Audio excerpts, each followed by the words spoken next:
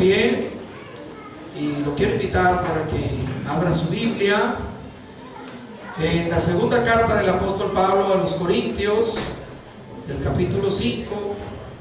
Vamos a leer el verso 10 y de ahí vamos a partir con este mensaje. Así que yo le invito para que la segunda carta de Corintios, el capítulo 5, el verso 10, vamos a leer solamente. Cuando lo tenga usted me dice amén, hermano.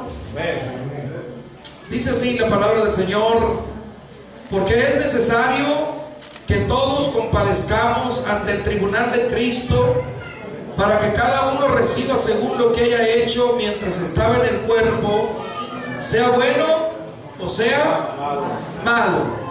Amén. Así como está de pie, lo voy a invitar para que oremos a Dios, hermano, y después puede usted ocupar su lugar. Así que vamos a orar delante del Señor y así vamos a continuar.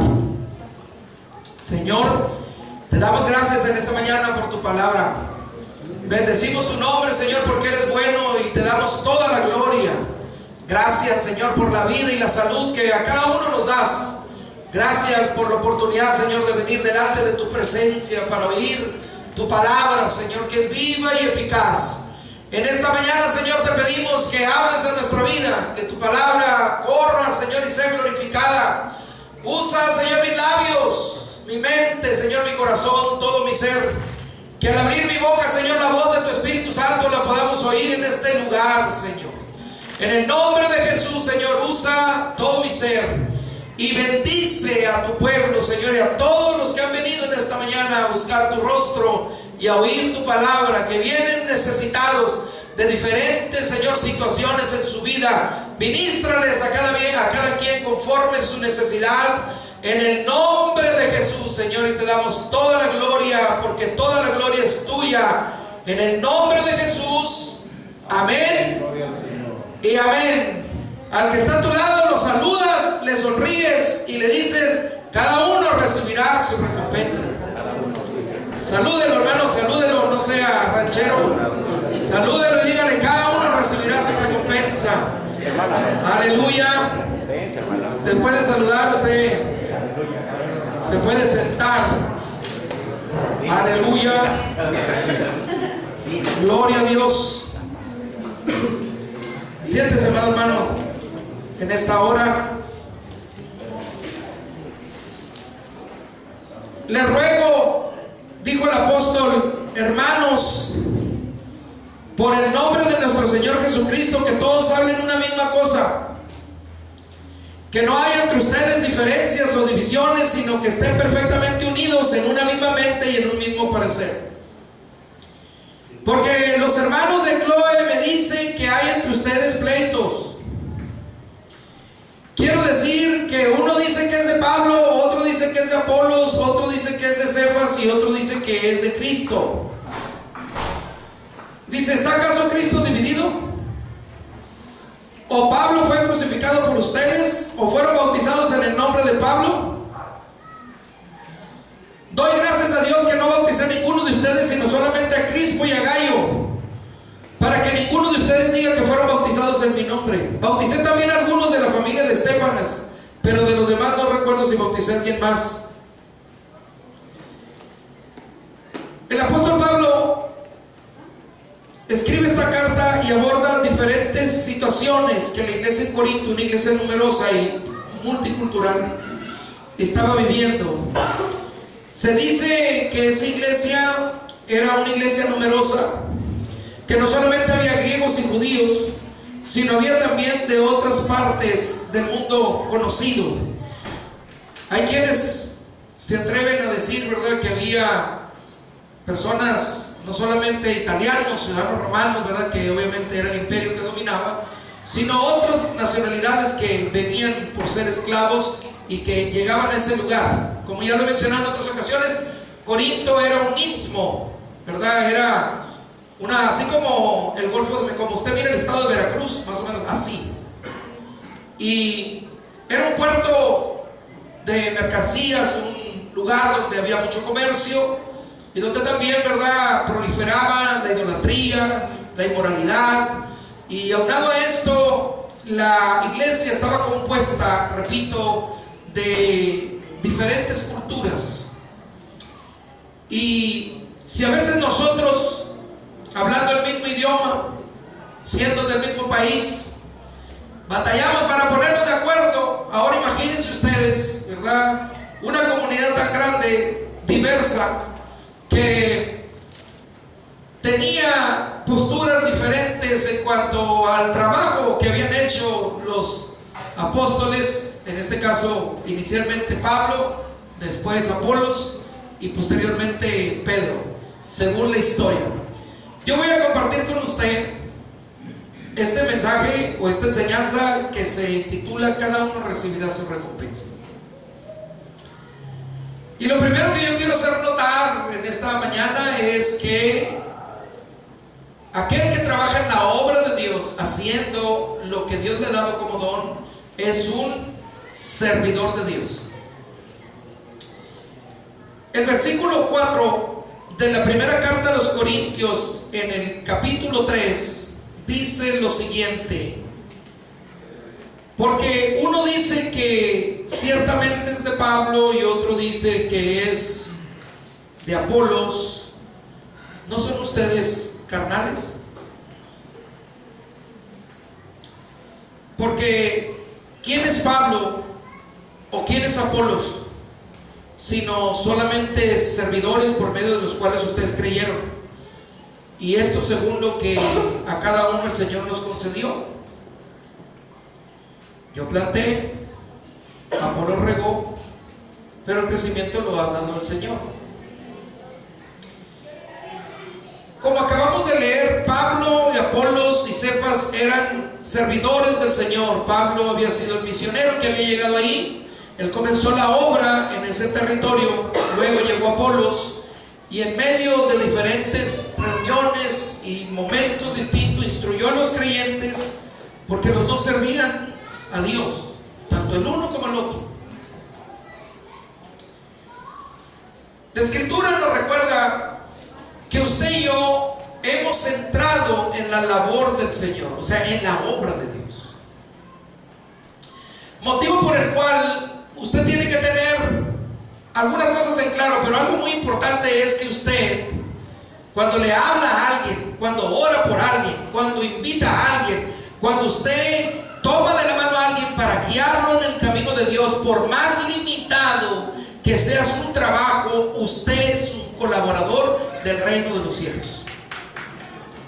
Usted es un servidor al cual se le pide que lo haga con diligencia y que también lo haga con amor. En otras palabras, entendemos pues que la obra o al Dios que le servimos o al Señor que le servimos es soberano, y nosotros estamos solamente entrando en la obra del Señor para que nadie se jacte en su presencia y que entendamos, ¿verdad?, que sea uno de una manera u otro de otra manera trabajando, ambos somos colaboradores del reino de los cielos.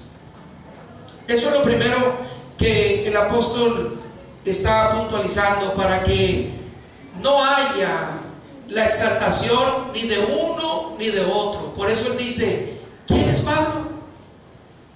¿Y quién es Apolos? Sino simple y sencillamente somos colaboradores de Dios, como queriendo decir, lo que nosotros le dimos, lo que nosotros hicimos para que ustedes conocieran el evangelio. Simple y sencillamente hicimos lo que Dios puso en nuestras manos, pero la obra y la salvación la da el Señor.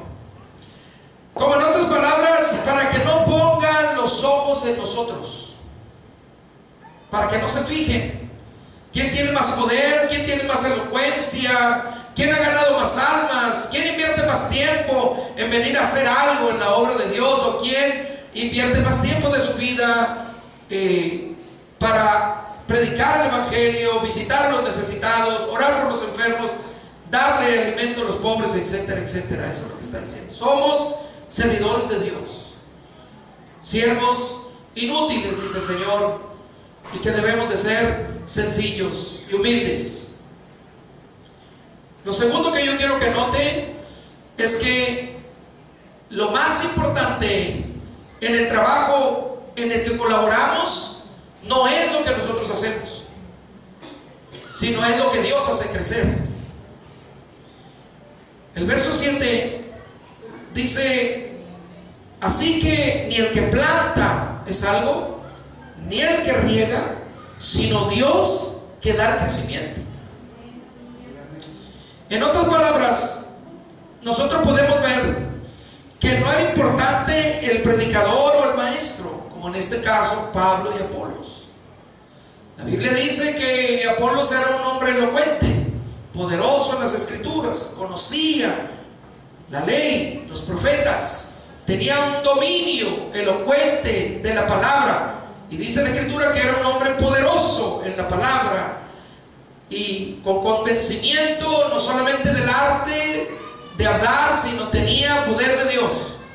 Y Pablo, ¿verdad?, como un hombre que se entregó a la obra, que dio todo, ¿verdad?, por la obra del Señor incansablemente. Él plantó, como dice la escritura, puso como perito arquitecto el fundamento, tuvo el cuidado de entregar la doctrina sana, pura, para que pudiera el que sigue o quien hubiese llegado después continuar con el trabajo. Pero él dice: el que plantó no es nada, ni el que regó tampoco. O sea, en otras palabras, si lo parafraseamos, es yo, Pablo, que vine y puse el fundamento, no soy nada, y Apolos, que llegó y regó y los enseñó a ustedes, tampoco es nada, sino que el que da el crecimiento, ese es todo.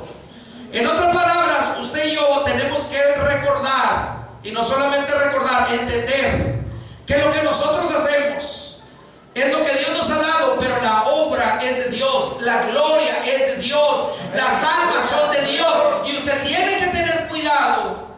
¿Por qué? Porque la obra es de Dios, y porque cada uno recibirá su recompensa según hubiésemos trabajado. El verso 8 nos habla precisamente de esto. Pablo dice: el que planta y el que riega son lo mismo, cada uno recibirá conforme a su trabajo, a su labor. Usted puede ver que lo importante, como dije, no era quién predicaba o quién enseñaba. Y aquí lo que está diciendo el apóstol es que, ok, el que plantó y el que regó, en razón de su trabajo, de la dedicación que puso, el esmero que puso, el temor que puso, la importancia que le dio, recibirá su recompensa, no a razón de lo que otro hizo o de lo que no hizo, sino de lo que tú hiciste, cómo lo hiciste, por qué lo hiciste y para quién lo hiciste. Por eso Pablo dijo: hermanos, sirvamos a Dios, dice, pero no agradando al ojo, sino como siervos del Señor. Hagamos las cosas no para que nos vean, no para que nos alaben o nos reconozcan o nos exalten, sino sencillamente porque lo estamos haciendo para aquel del que viene la recompensa, aquel que ve nuestra intención y nuestro corazón, aquel que sabe todas las cosas y lo profundo de nuestro ser, y con qué pasión, con qué amor, con qué esmero, con qué dedicación estamos haciendo lo poco o mucho que hacemos. Aleluya. Eso es lo que está diciendo. Necesitamos reconocer que hay muchas personas a las cuales Dios puede usar y está usando, y que ellos pueden estar haciendo las cosas diferentes a nosotros, de acuerdo con el llamado, la personalidad que tiene, el don que le ha dado. Esa no es razón para que yo pueda pensar que ellos están haciendo algo negativo, porque podemos pensar que alguien puede hacer cosas que tal vez a usted no le agrada, o de la manera que usted tal vez no las haría. Y si están haciendo la obra que Dios quiere que haga con diferentes maneras, entonces tenemos que ver por qué Dios está haciendo eso, porque todos somos trabajadores de la misma obra, enviados por Dios y usados por Él.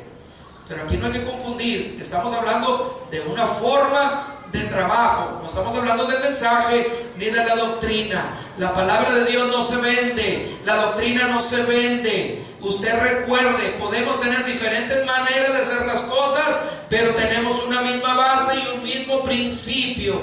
Dijeron ellos: no podemos dejar de hablar y de enseñar lo que hemos visto y oído. Y dice que perseveraban en la doctrina de los apóstoles y predicando por las casas todos los días, compartiendo las oraciones y el pan, y estaban juntos, unánimes. En otras palabras, no estamos hablando de negociar doctrina, ni estamos hablando de negociar, ¿verdad?, lo que hemos recibido como la enseñanza que está en la Escritura, tal cual, fiel y verdadera.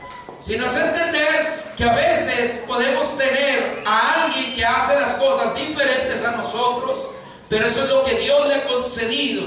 Por eso dice: cada uno recibirá su recompensa conforme haya realizado su trabajo o su labor. Entonces usted no se estrese ni se desespere porque aquel va más lento que usted, porque no le entiende, porque no tiene la misma fuerza o capacidad, sino que cada quien tiene su llamado, su don y la manifestación de lo que Dios le ha dado para provecho y el beneficio de los demás, porque para eso Dios nos ha dado los dones, para edificarnos unos a otros, dice la Escritura, porque cada uno recibirá su recompensa. El verso 9 nos advierte de tener cuidado. Debemos de tener cuidado cómo edificamos. El verso 9 dice: porque según nosotros somos colaboradores de Dios y ustedes son la labranza de Dios, el edificio de Dios. Aquí hay dos términos que el apóstol está usando: labranza y edificio. El término de labranza obviamente es un término de agricultura, donde a la figura, ¿verdad?, del sembrador, el sembrador tira la semilla, cuida, ¿verdad?, de la semilla, la protege, la abona, la riega, le quita las hierbas, cuida, ¿verdad?, que no la destruyan las bestias, los animales, porque es un buen labrador. Él está cuidando, ¿verdad?, que esa semilla del evangelio florezca en buena tierra. Y dice: son el edificio de Dios. Es un término de construcción. Nosotros, ¿verdad?, que es el mismo término que está usando Pablo, dice que nosotros debemos de mirar cómo sobreedificamos. Por eso dice: conforme a la gracia de Dios que me fue dada, yo como experto o como perito arquitecto puse el fundamento, y aquel que va a edificar encima sobreedifica, pero mire cómo sobreedifica. En otras palabras, Pablo vino y presentó el fundamento, Cristo, el fundamento, la roca sobre el cual se edifica la obra del Señor. Y de la misma manera nosotros edificamos nuestra vida por medio del fundamento de la fe y del evangelio. Por eso es importante saber en quién hemos creído, dice la Biblia, y cómo hemos creído. ¿Por qué? Porque el fundamento de Dios, dice, está firme y tiene este sello: conoce el Señor a los que son suyos, y apártese de iniquidad todo aquel que invoca el nombre de Jesús. Aleluya, aleluya. Entonces no podemos nosotros poner otro fundamento, dice la Escritura. No podemos decirle a la gente lo que quieren oír. Tenemos que decirle la verdad del evangelio, hermano. Tenemos que decirle que hay un hombre llamado Jesús, ¿verdad?, que vino y murió por nosotros, dio su vida, ¿verdad? ¿Para qué? Para salvarnos, hermano. Ese es el fundamento, esa es la verdad. Hay un nombre que es sobre todo nombre, dice la Escritura, en el cual tenemos salvación. Amado hermano, usted y yo hemos oído un mensaje de salvación que vino a entregarnos, ¿verdad?, por medio del evangelio del Señor. Es una verdad bíblica. Usted no debe de dudar en lo que se le ha concedido y lo que ha recibido. Edificados sobre el fundamento de apóstoles y profetas, siendo la principal piedra del ángulo, dice Jesucristo mismo. Nadie puede poner otro fundamento. Yo he escuchado, ¿verdad?, oraciones en iglesias que oran en nombre del pastor. Escuche bien lo que estoy diciendo. En el nombre del pastor. Dios tenga misericordia de los ciegos, de los necios y de los tercos, hermano. Porque no somos nada. Cada uno recibirá su recompensa, dice la Escritura. El verso 11: nadie puede poner otro fundamento que el que está puesto. ¿En qué está usted edificando su fe? Esta es una de las partes más importantes. El Señor llegó a este mundo sin traer nada en sus manos como tal, pero Él hizo la obra que le fue encomendada por el Padre. Vino a cumplir su voluntad. ¿Para qué? Para traer mucho fruto. De la misma manera, hermano, nosotros tenemos que reflexionar sobre qué está fundamentada nuestra fe o sobre qué estamos caminando, sobre qué materiales, porque podemos nosotros sentir la seguridad de que hemos recibido un mensaje verdadero, porque en el Evangelio el Señor dice que la salvación es por fe y para fe. Hemos creído a un mensaje de verdad, a una buena nueva de salvación, como dice la Escritura. Pero nosotros tenemos que ver sobre qué materiales estamos edificando. A ver, hermano, ¿qué significa esto? Bueno, el verso 12 dice: si sobre este fundamento alguien edifica oro, plata o piedras preciosas, madera, heno o hojarasca, la obra de cada uno se hará manifiesta, porque el día lo declarará, pues por el fuego será revelada, y la obra de cada uno, sea cual sea, el fuego la va a probar. En otras palabras, el fuego, que en el sentido simbólico, el fuego representa la prueba, la lucha, la tribulación, el juicio. Eso representa el fuego, aparte de ser literal, que el fuego, ¿verdad?, cuando la plata o el oro es sometido al fuego, literalmente hablando, a altas temperaturas, ¿verdad?, saca las impurezas de esos metales. Y aquí el apóstol está hablando de 6 materiales diferentes sobre los cuales un creyente puede edificar. Dice oro, plata o piedras preciosas. Lo que nos está diciendo es que hay unos que son materiales resistentes y otros son materiales que nos sirven para edificar. Por eso dice heno, hojarasca, ¿verdad?, o madera. Son materiales que el fuego los puede consumir con facilidad y no pueden resistir la prueba. Esto significa, ¿verdad?, la manera en la que cada quien puede edificar y poder recibir recompensa o daño. Por ejemplo, Pablo, al comentar sobre estos fundamentos o materiales acerca de los que se puede edificar, como dije, es fácil comprender que el fuego no le va a ocasionar daño al oro o a la plata, sino que más bien la va a purificar. Pero si exponemos la madera, el heno o la hojarasca, entonces nos daremos cuenta que van a desaparecer como nada, porque no resisten. En la práctica, ¿cómo puedo entender yo esto? ¿Cómo puedo yo saber si estoy edificando sobre oro, sobre plata o piedras preciosas? ¿O cómo puedo yo entender si estoy edificando sobre hojarasca, sobre heno o sobre madera, hermano? ¿Cómo lo puedo entender? Es simple. Acabo de mencionar que estos materiales, unos hablan de resistencia y los otros hablan de debilidad.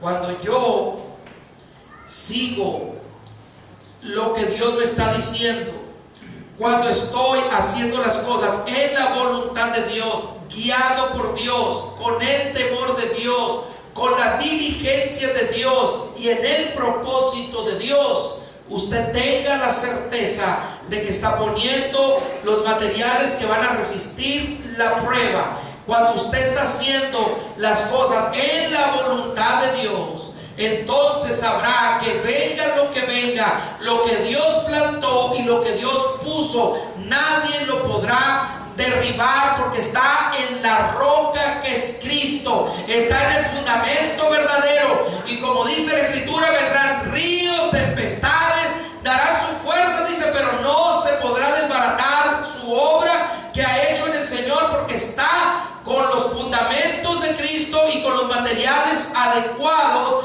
dentro de la voluntad de Dios.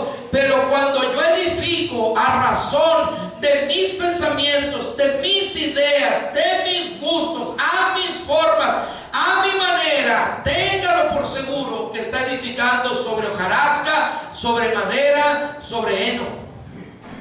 Porque a veces podemos estar creyendo que estamos haciendo la obra de Dios y estamos haciendo nuestra voluntad. Y dice, pero ¿cuándo lo vas a ver? El fuego lo va a probar. ¿Cuántas personas se han metido al ministerio sin que Dios las llame? Y cuando viene, ¿verdad?, la prueba de fuego que va a probar el ministerio, que va a probar, ¿verdad?, el trabajo, adiós. Ejemplo, en la pandemia. ¿Cuántas iglesias cerraron en la pandemia que al día de hoy, después de 4 años, no han vuelto a abrir? ¿No abrieron? ¿Cuántos hermanos que en la pandemia, ¿verdad?, antes de la pandemia estaban en la iglesia, se congregaban, y al venir la pandemia fue, ¿verdad?, el sedazo que no pudieron pasar por ese servidor? Se acabó su fe, hasta ahí llegaron. Por eso cada uno de nosotros tendremos que compadecer ante el tribunal de Cristo para recibir, dice, conforme haya sido nuestra obra, y recibir recompensa de lo que hicimos en este cuerpo, haya sido bueno o haya sido malo. El siervo de Dios será juzgado en su obra, no en su persona, en lo que hizo, que Dios le encargó, lo que puso en sus manos. Por eso decíamos en la mañana, ténganlo los hombres por administradores de las cosas de Dios, pero dice, es necesario que el administrador sea hallado fiel en todo. Usted y yo somos administradores de la obra de Dios. Usted es administrador de un don, de un talento, de una capacidad que Dios le dio, y que, como lo he dicho muchas veces, de eso Dios le llamará cuentas para recibir recompensa o pérdida. ¿Qué es lo que nos está diciendo aquí el apóstol? Podrá recibir recompensa si lo que edificó pasa la prueba. Por eso dice el verso 14, si la obra de alguno se consume por el fuego, él sufrirá pérdida, pero será salvo, pero así como por el fuego. O sea, entiéndase pues que no está hablando del asunto de la salvación, está hablando de la recompensa de tu trabajo al final de tu camino, a los 30. Aquí podemos ver el contraste, a los 30. Hay una traducción que dice lo siguiente: si alguien construye un edificio resistente al fuego, recibirá su pago. Pero si la que construyó llega a arder, lo va a perder todo, aunque él mismo logre salvarse. Es como quien escapa del fuego.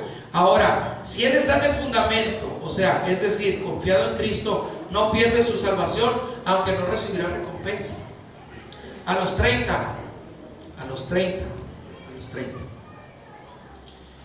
¿Sí me estoy explicándonos? Entonces, miren, es importante que se detenga y vea lo que ha edificado. ¿Qué tiene a su alrededor, en su entorno? ¿Qué ha edificado? Estoy hablando del Evangelio. ¿Por qué? Porque dice que es necesario que todos, así como en Apocalipsis 20 se habla del juicio del trono blanco, donde vendrán los muertos, ¿verdad? El mar entregará sus muertos, el sepulcro entregará sus muertos, ¿verdad? El Hades entregará sus muertos. Y dice, y serán juzgados los muertos por las cosas que estaban escritas en los libros. Y otro libro será abierto, que es el libro de la vida, y el que no se haya inscrito en el libro de la vida, dice, será lanzado al lago de fuego. Esta es la muerte segunda.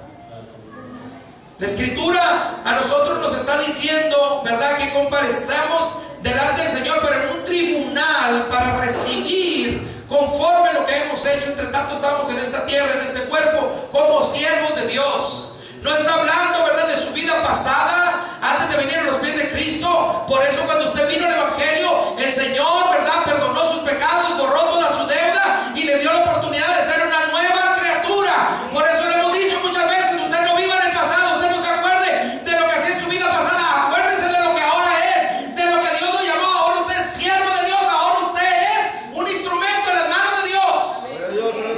Lo que usted es criatura, y está en este contexto donde el apóstol Pablo lo está diciendo. Es necesario que compadezcamos para recibir la recompensa de lo que hicimos en la obra del Señor.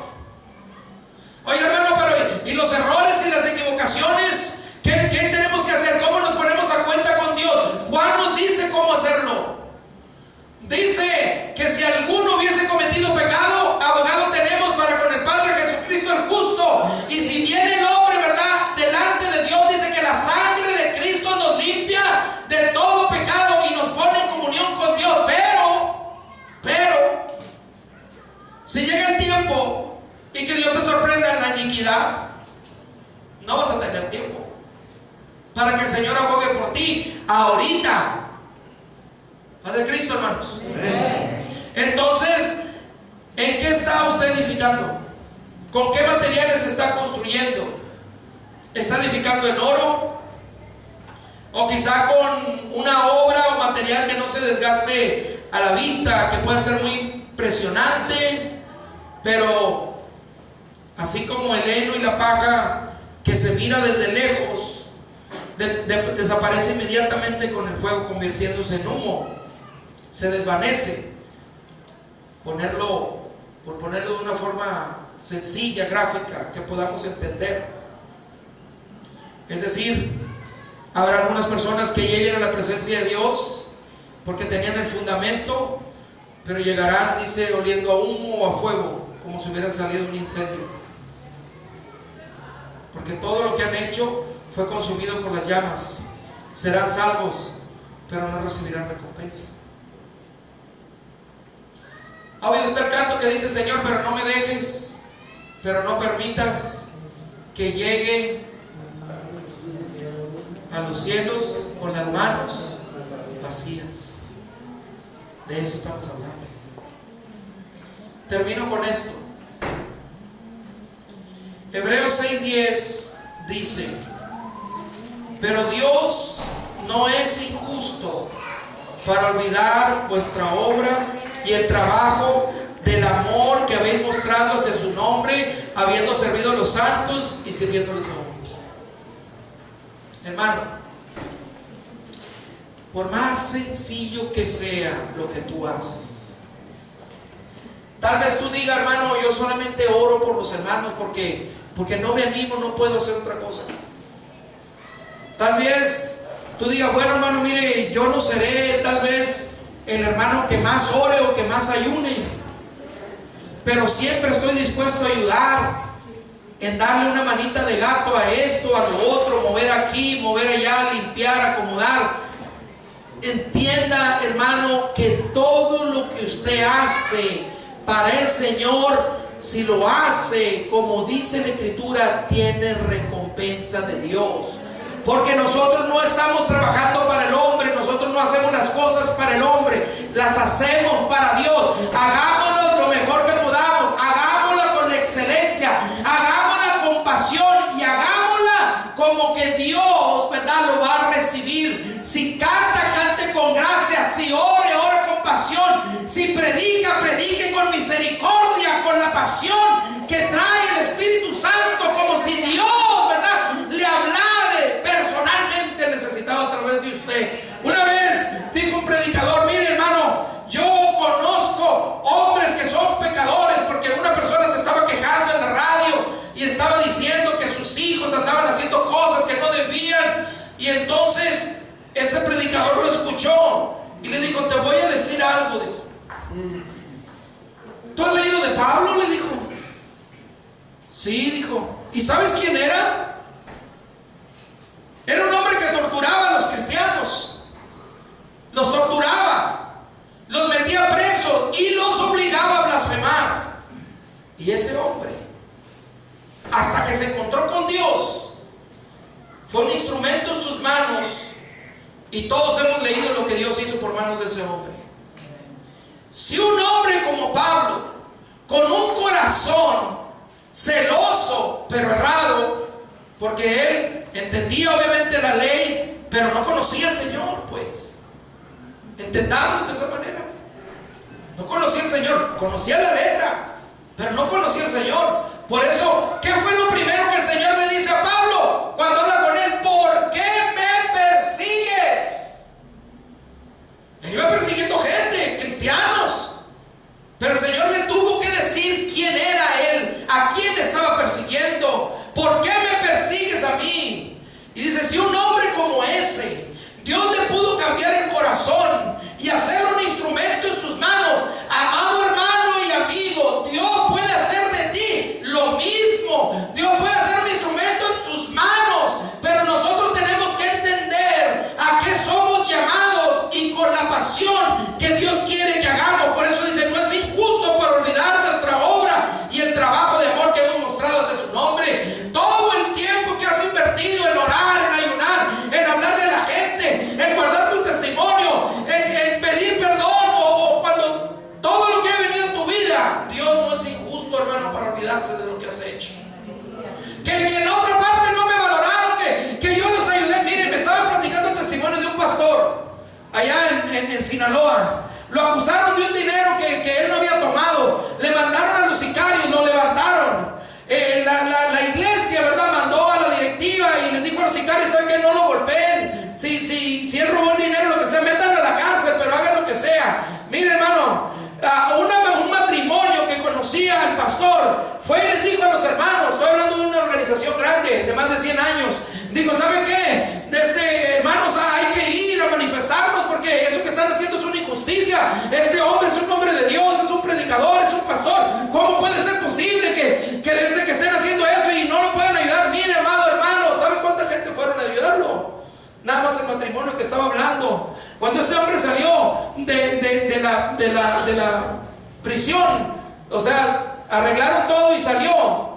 Yo le pregunto: ¿usted cree que ese hombre iba a regresar a la congregación?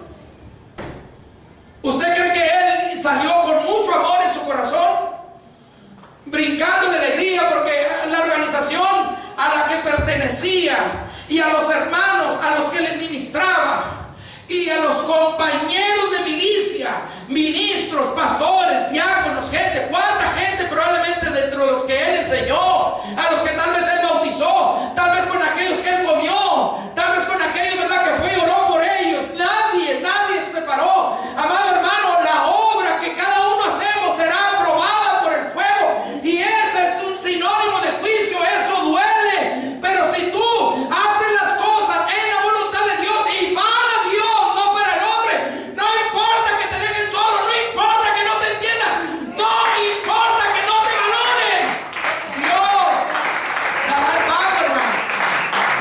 Dios dará el pago. Que no te pese orar por los que no te mastican, por los que no les caes bien. No te pese orar por aquellos que murmuren de ti. No te pese orar por aquellos que no te entiendan, que piensan que estás loco, hermano. No te pese. No te pese. No importa. No importa. No me importa. Con que Dios me oiga, con que Dios mueva su mano, con que Dios muestre compasión y misericordia, usted está pagado, hermano. ¿Por qué? Porque ese es el corazón de Dios. Aleluya. Eso es lo que Dios mira en el creyente. Porque enojarnos, pelearnos y no podernos masticar, eso es fácil, hermano. Cualquier impío lo hace. Cualquier mundano lo hace. Aleluya. Cada uno Aleluya. recibirá su recompensa, dice la Escritura. Hermano, yo quiero invitarle en esta mañana a que se ponga de pie. Gloria al Señor, aleluya. En el altar. Aleluya, gloria a Dios. Mire, fíjate bien. Si Dios se tarda en venir un poco más, vamos a ver más cosas, hermano. Vamos a ver muchas cosas más. Muy rápido. Muy rápido. El asunto es que mientras estamos aquí, tenemos oportunidad de servir, de rectificar, de perdonar, de empezar de nuevo, etcétera, etcétera. Mientras estamos aquí, mientras tenemos la vida, la salud, nos podemos mover con libertad. Cuando el tiempo se acabe, ya no quedará más solamente llegar con lo que tenemos en la mano y decir: Señor, hasta aquí llegué yo. Esto fue lo que pude hacer. Para esto me dio mi fe. Porque la Biblia dice que cada uno de nosotros ministremos a los demás, ¿sí? El don que hemos recibido, según dice la gracia que recibimos, en la medida de la fe. Hermano, hay muchas cosas que tú tienes que yo no tengo. Talentos, cualidades, virtudes, dones que yo no tengo, que tú tienes. Y viceversa también. Pero no olvidemos que lo que tú tienes y lo que yo tengo nos los ha dado el mismo Dios. ¿Sí me entienden? ¿Sí capta la idea? Aleluya, gloria a Dios. Entonces, ¿por qué yo voy a ser egoísta con lo que Dios me dio, que no es mío, que te puede bendecir a ti? ¿Capta la idea? Entonces, hermano, entonces, no, que no se le complique hacer lo que Dios ya le dio para que el nombre de Dios sea glorificado. Por eso digo, ni el que planta, ni el que riega, es nada. Es Dios el que da el crecimiento. Y cuando Dios mira que estás haciendo su voluntad y la gente lo empieza a notar, entonces ahí glorifican a Dios en ti. Mira ese muchachito que bien sirve a Dios. Ojalá mis hijos fueran así.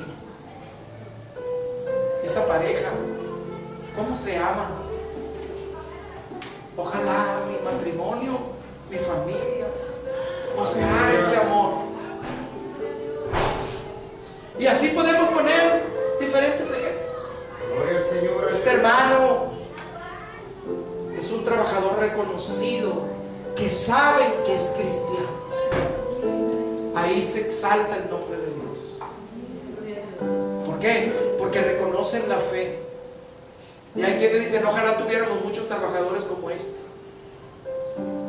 porque son verdaderamente cristianos. No dicen que son de veras. Estos sí son cristianos de veras. No nomás dicen, son donde se paran. Hermano, en este día estamos clamando por las almas, pero también tenemos necesidades nosotros.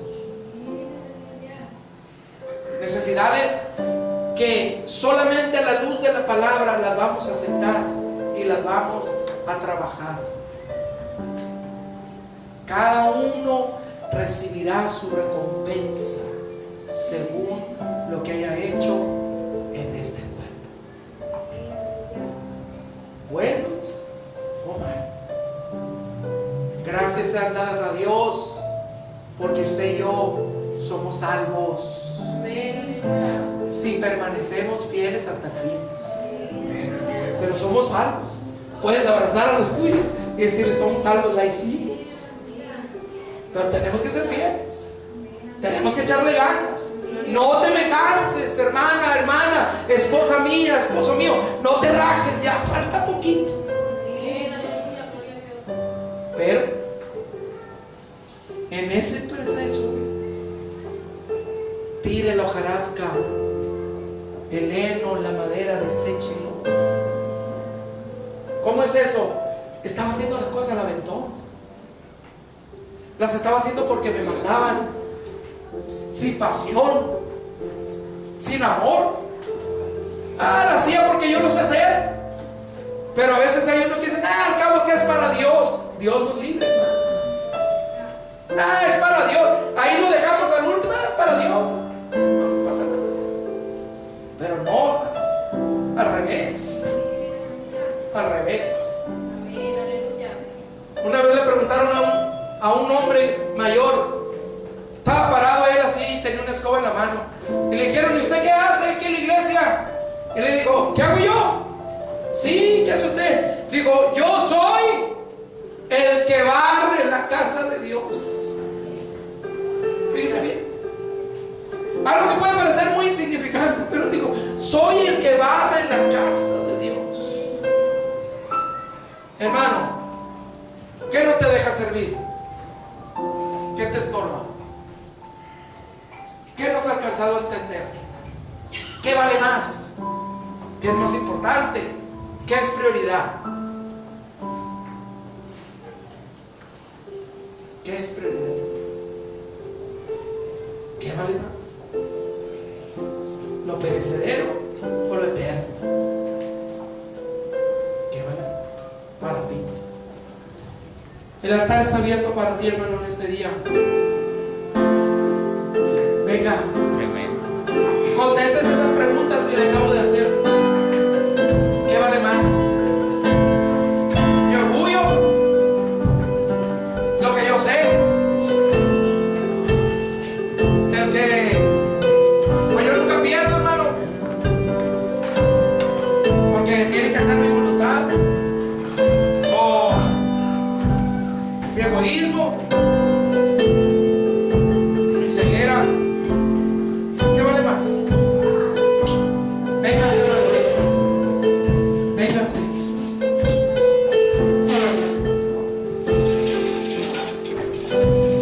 Véngase. Hay lugar para ti en el altar. Venga, venga, vamos a sacrificar aquí el orgullo. Vamos a sacrificar delante del Señor la falta de paciencia, de misericordia, de comprensión. Es que, hermanos, si estamos haciendo males, no podemos recibir bienes. Y haciendo males, no vamos a llegar a ningún lugar. Véngase, derrame su corazón delante de Dios. Usted está cansado, está enfermo. Hay Dios suficiente para sanarle. Hay Dios suficiente para fortalecerlo, para levantarlo, para guiarlo, para enseñarle, para darle convicción. Hay Dios suficiente, se llama Jesús. Aleluya.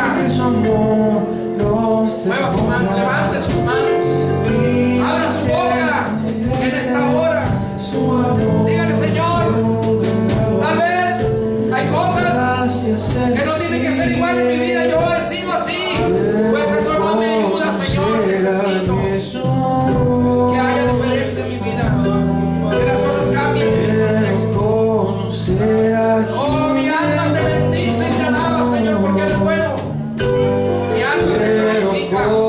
En esta hora, Señor, te doy la gloria y la honra.